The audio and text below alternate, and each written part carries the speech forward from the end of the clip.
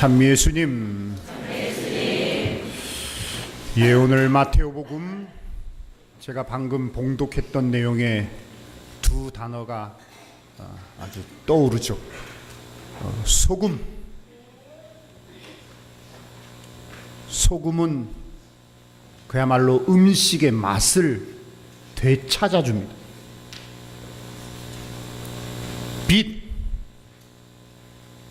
요즘에는 가로등이 있어서 그런데 정말 저도 군대에 저 기갑병과 나왔습니다. 기갑병과 장갑차 조종소예요.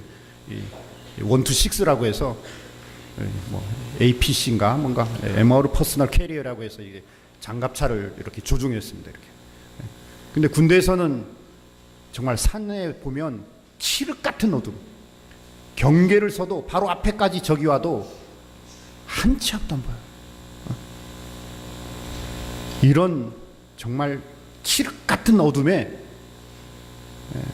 어쩌면 작은 성냥불, 촛불 하나가 세상을 바꿉니다. 차원을 완전히 다르게 하죠. 너희는 소금, 너희는 빛. 소금과 빛이 세상을 안 바꾸면 길바닥에 돌멩이와 다를 게 없다. 이 자본주의라는, 특히 요즘에 신자유주의라고 하는데, 하느님의 자리에 돈이 딱 차지해가지고 세상을 완전히 장악해버렸어. 숨을 쉴 수가 없어. 삶의 여유와 감사와 사랑이라는 긍정이 없어. 오로지 경쟁, 남보다 앞서야 돼. 그리고 그것이 마치 성공이고 행복신화처럼 이 어둠 나부랭이가 가득 찬 이 세상에 창조주가 누군지, 창조 안에서 이 섭리 안에 하느님의 구원의 신비가 뭔지, 우리 그리스도인들이 진리의 빛을, 그리고 공동체성을 통해서 하느님 나라의 천국의 신비를, 그걸 증거하지 못하면 마치 빛을 대박으로 덮어버린 격이 돼. 너희는 소금이고 빛이 되어라. 제가 연동성당 본당 신부로 있을 때 저 서울 역곡에 그 가톨릭 대학교가 있습니다. 원래 광주 가톨릭 대학교에서 신학교를 나와서 이렇게 신부가 됐지만, 신부로서 살아가는 게 너무 학식이 부족해서 주교님한테 문화영성대학원을 좀 다녀야겠습니다 건의해서 제가 문화영성대학원을 다니게 됐는데, 거기에 댄스 테라피라는 학과목이 있어. 거기 교수가 가르침 중에 이런 내용이 있더라고요. 사람에게 이 부정적인 원감정이 4가지를 제시할 수 있다라고. 즉 우리가 일상생활 안에서 살아가면서 이제 어둠이랄까, 그 삶의 부정적인 그 스트레스로 인해서 악한 감정이 나오는데, 그 악한 감정의 원초적인 감정이 4가지로 우리가 구분지을 수 있다는 말이에요.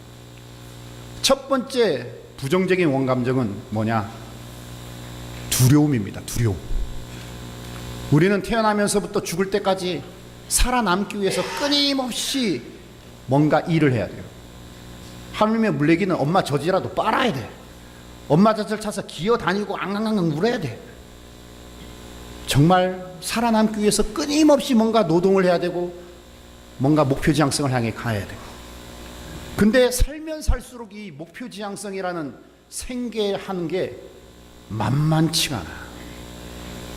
나이를 먹으면 좀 여유가 있고 좀 편안해야 되는데, 나이 먹을수록 특히 한국 사회 안에서는 이 사회복지가 갑자기 이렇게 부각되는 바람에 지난 100년의 역사, 인류 역사 안에서 최악의 모든 고생과 모든 인생의 절망을 맛본 우리 아버지 세대, 그분들이 최첨단 과학기술이 발전되고 자본주의의 향유를 누리고 있지만 결국 손자 손녀들한테, 자녀들한테 다 뺏기고 제대로 대접도 못 받는.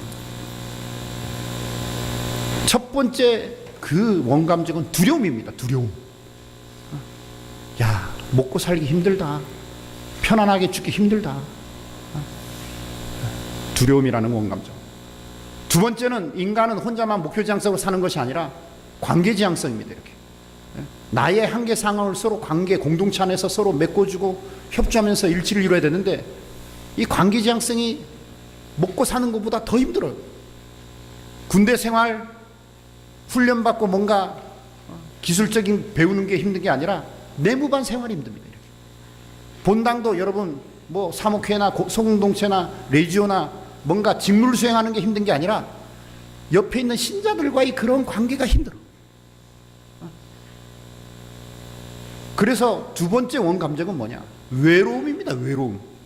부부 사이에서도 외롭고 부모와 자식 간에도 외롭고, 인간은 이 절대 고독이라는 외로움에서 자유로울 수가 없습니다. 먹고 사는 것에 대한 두려움, 함께 하는 사람들과의 절대 고독의 외로움, 이런 십자가의 큰 멍에를 우리는 지고 부정적으로 스트레스 받으면서 하루하루 살아가는데 억울해 죽겠어요. 뭔가 좀 수월해져야 되는데, 그러면서 반발합니다. 이 세 번째 감정이 분노입니다. 난 할 수 있어.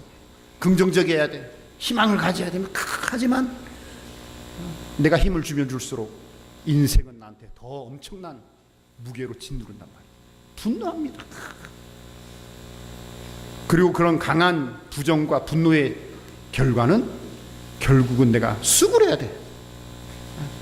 아무리 화려한 꽃도 시비를 버티질 못하고, 아무리 젊었을 때 잘 나가던 사람도 권력이 몇 년 안 가고, 결국은 사람아 너 흙에서 왔으니 흙으로 돌아갈 것이다.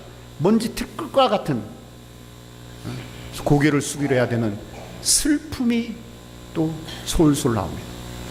그래서 네 가지 감정, 두려움과 외로움과 분노와 슬픔이라는 원감정이 뒤섞이면서 시기, 질투 등 온갖 절규와 울부짖음이 또 나온단 말이에요.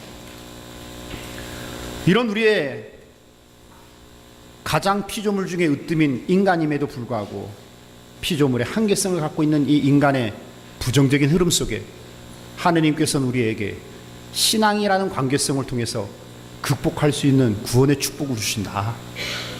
신학교 4학년 때 우리가 윤리신학을 배우는데, 그때 윤리신학을 가르쳤던 분이 누군지 아십니까, 여러분?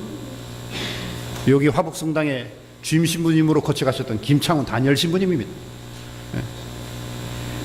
윤리신학의 첫 시간이 뭐냐? 대신덕을 배웠습니다. 대신덕. 하느님을 향한 덕, 향주삼덕이라고 하고 대신덕이라고 하고, 그리고 향주삼덕, 하느님과의 관계를 통해서 이제 두 번째가 나오는 게 대인덕, 사람들과의 관계의 덕이 나옵니다. 이걸 우리는 사람들 사이에 서로 추구해야 될 네 가지 추구해야 할 덕이라고 해요. 사추덕이라고 합니다. 즉 십자가로 하느님은 하느님과의 관계, 인간관계를 이런 부정적인 원감정을 뛰어넘어서 나의 안에서 위로와 내 안에서 구원적인 대안을 찾아라 라고 제시하는 거죠. 그럼 대신덕이 뭘까요? 향주삼덕. 향주삼덕 뭐예요? 그렇죠. 믿음과 희망과 사랑입니다. 애한테 읽어보라고 했더니만 애망신이요 그러더라고요. 신망에 한자로는 거꾸로 쓰잖아요. 그러니까 애망신 해가지고 믿음과 희망과 사랑. 먼저 두려움이라는 거, 신망의 삼덕에서 뭘까요? 바로 희망의 덕입니다. 독일 속담에 이런 말이 있어요. 매일 죽는 사람은 마지막 죽음에 죽지 않는다. 매일 죽는 사람은 마지막 죽음에 죽지 않는다. 즉 매일 실수하고 매일 실패하고 매일 좌절하고 매일 쓰러지고, 근데 매일 이렇게 내가 쓰러지고 실패하고 절망하고 두렵고, 그런데 어쩌면 끝장난 줄 알고 이게 나에게는 정말 저주라고 생각했는데 시간이 지나면서 보니까 이게 실패, 좌절, 시련, 이런 부정적인 두려움들이 나에게 새로운 부활, 새로운 노하우, 새로운 성화, 새로운 성숙. 아, 너무 두렵고 너무 좌절할 필요 없구나. 이 좌절이 오늘에게는 걸림돌이지만 내일은 디딤돌이 되는구나. 매일매일 두려움 속에서 좌절하던 사람이 매일매일 죽다 보니까 매일매일 새로움에 대한 부활의 희망성이 크는 거예요. 매일 죽는 사람 마지막 죽음이 아니라 이 죽음이 하느님의 영원한 생명. 내 인생이 늘 좌절이었지만 그 좌절이 걸림돌만이 아니라 늘 새로운 희망으로 건너갔던 것처럼 마지막 죽음도 끝장이 아니라 하느님의 새로운 거처로 올라감이구나, 희망입니다. 그래서 두려움에 대한 향주 3덕은 희망의 덕으로 우리에게 대안이 됩니다. 외로움은 뭘까요? 외로움. 믿음의 덕입니다. 믿음. 우리가 성당에 들어오면 제일 먼저 인사드리는 게 십자가죠. 믿지 않는 사람들에게 십자가는 로마 제국의 권력의 상징입니다. 황제를 향해서 제국에 대해서 다른 모든 죄는 다 용서되지만 국가보안법, 국가의 안위, 황제를 능멸한 죄는 이제 십자가라는 사형제도입니다. 십자가라는 것은 권력이고 죄고 폭력이고 고통이고 결국은 죽여버리는 죽음이고, 이 죽음 앞에 전부 다가 공포고 두려움인 거예요. 그런 십자가에 예수님이 매달렸습니다. 유대인 지도자들이 야, 네가 하느님의 아들이고 세상을 구원할 구세주라며 뛰어내려, 뛰어내리면 우리가 믿을게. 예수님 뛰어내립니까? 안 뛰어내려요. 왜? 이 죄가 정점을 달리는 악의 정점, 그 폭력, 그 고통, 그 죽음, 이런 곳에 하느님 아버지께서 아니 계시다라고 여기겠지만 하느님은 이 고통과 이 죄와 이 죽음, 이 절망과 이 저주 상황에서도 변함없이 우리와 함께 계셔. 그리고 이 죄를 용서할 거야. 이 고통을 뛰어넘는 사랑을 베풀 거야. 이 죽음이 새로운 부활이라는 재창조의 사랑의 신비를 엮을 거야 라는 하느님이 우리를 향한 구원의 최고의 믿음 표현이 십자가입니다. 절대 고독이라는 이 외로움 상황도 내 눈에는 하느님이 아니 보이시지만 하느님은 나와 함께 계셔요. 빵이라는 형상 속에 이게 무슨 성체고 이게 무슨 예수님의 몸이야. 그러나 이 성체 안에 오늘도 당신 십자가 제사를 나를 위한 죄의 용서, 나를 향한 변함없는 사랑, 그 사랑의 구체적인 내 밥이 되주시는 놀라운 신비, 믿음의 신비가 성체 안에 펼쳐지는 거예요. 외로움에 대한 믿음의 덕입니다. 이런 두려움이 희망으로, 외로움이 믿음으로, 그리고 이런 분노와 그리고 슬픔이라는 그 두 가지 반응에 대해서 하느님은 사랑으로 받쳐주십니다. 율법, 금령이 613가지, 정령이 248가지, 율법이 많죠. 그 많은 율법 세세한 거 두 가지다. 하느님 사랑과 이웃 사랑이다. 마음을 다하고 목숨을 다하고 정신을 다하고 힘을 다해서 하느님을 사랑하고, 또 너와 똑 마찬가지로 한계 상황 속에서 슬퍼하는 모든 사람들을 내 이웃을 내 몸처럼 사랑하여라. 이런 하느님에 대한 분노와 인생에 대한 거부가 아니라, 또 슬퍼하는 사람들과 함께 슬픔, 절망이 아니라 하느님의 사랑과 이웃 사랑으로 이 희망과 믿음의 덕을 토대로 바쳐라. 이런 하느님과의 관계의 일치를 통해서 하느님 우리에게 사추덕의 첫 번째 덕으로 지혜를 주십니다. 현덕이라는 것, 현덕, 현명할 덕, 영적 지혜의 덕. 이런 현명함의 덕을 갖추게 되면 정덕이 나옵니다. 공정한 모든 사람들과의 그런 하나님의 의와 선을 실천할 수 있는 정의로움의 덕이 나옵니다. 그리고 세 번째가 용덕입니다. 어떤 처지 상황에서도 용기 있게 그 정의로움을 실현한다. 그리고 마지막 덕이 덕 중에 최고의 완덕인 절덕입니다. 향주 3덕을 통한 믿음과 희망, 사랑으로 네 가지 부정적인 원감정을 다 긍정화시키고, 그리고 사추덕을 통해서 이 긍정화된 모든 상황을 하느님의 지혜와 하느님의 정의로움과 하느님의 용기와 하느님의 겸손이라는 절제를 통해서 어떤 상황이든지 하느님 나라의 빛과 소금의 역할을 할 수 있도록 초대합니다.